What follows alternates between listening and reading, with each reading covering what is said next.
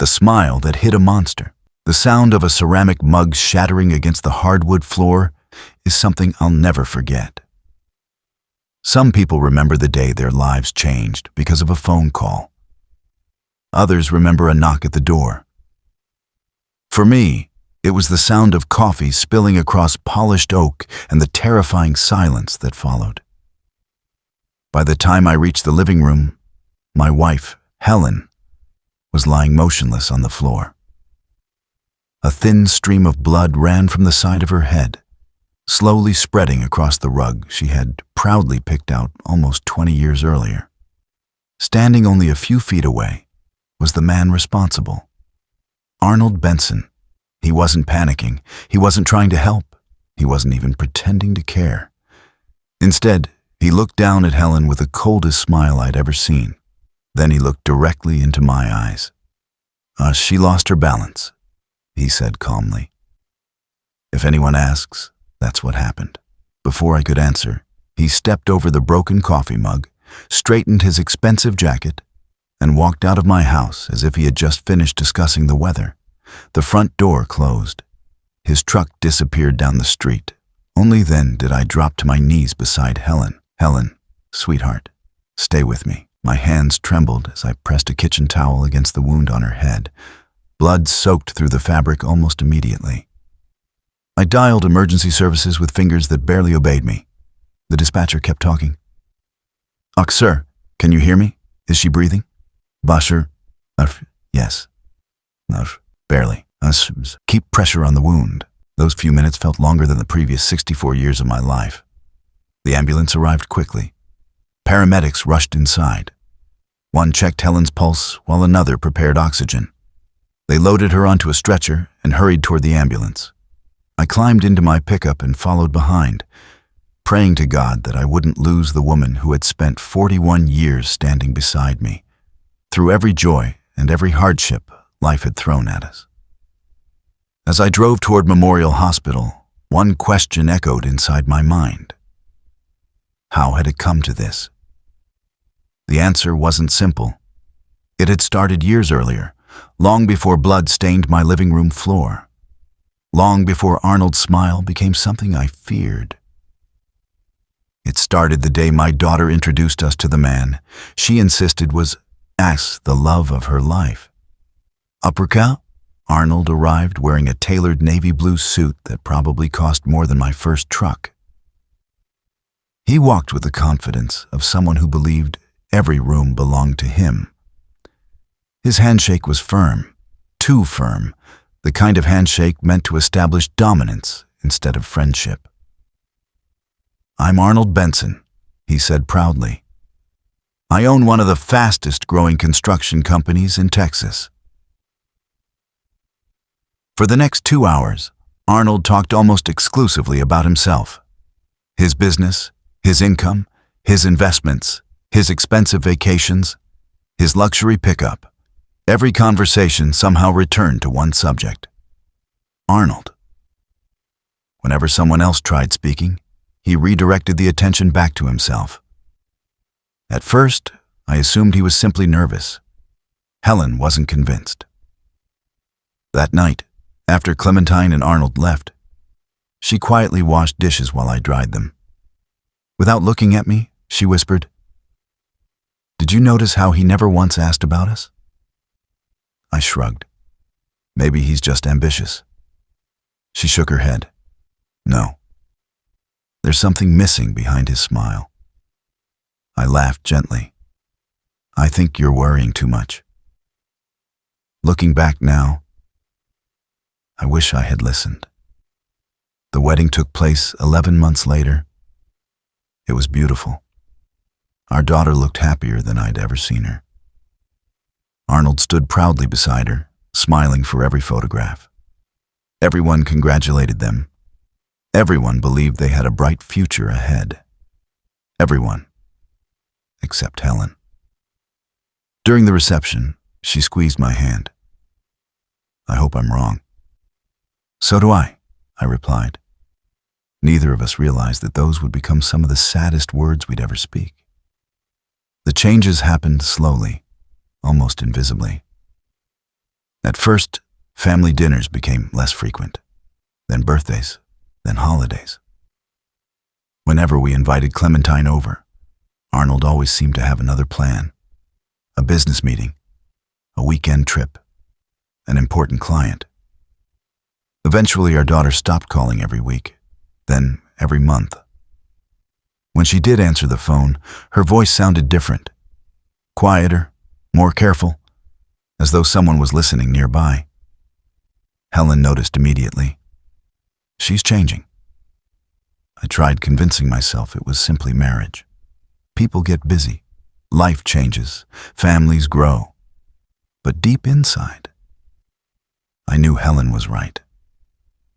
One Sunday afternoon, Helen baked Clementine's favorite chocolate cookies. She packed them into a small tin and asked if we could surprise them. When we arrived, Clementine hugged us tightly. Arnold barely looked up from his phone. Helen smiled warmly.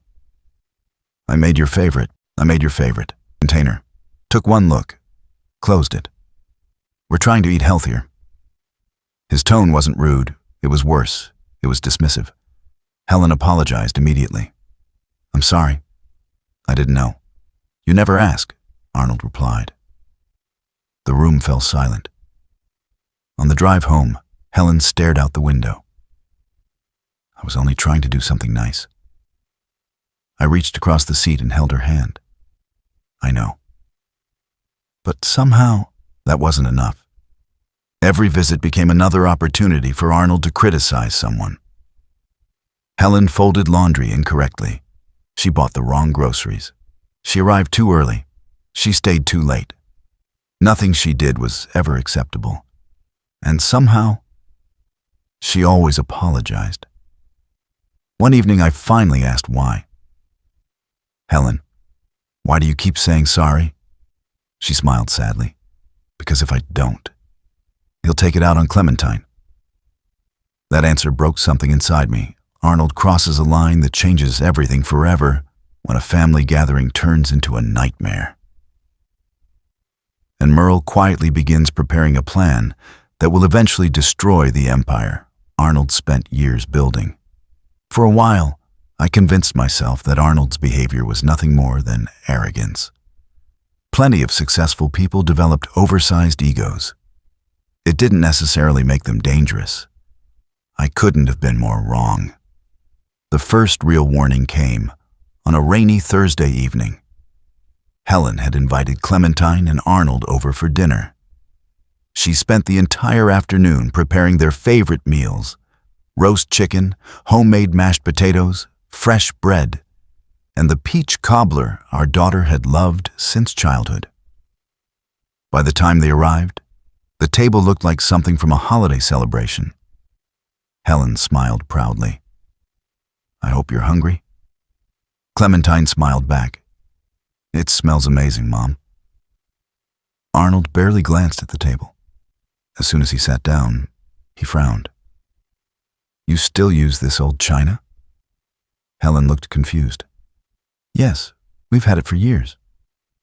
He picked up a plate and examined it like a judge inspecting evidence. My grandmother had dishes like these. They belonged in a museum. He laughed. No one else did. Helen quietly reached for the serving spoon, pretending not to hear him. Throughout dinner, Arnold criticized everything. The chicken was too dry. The potatoes had too much butter. The bread wasn't warm enough. Even the coffee was cheap. Helen apologized after every complaint. I'm sorry.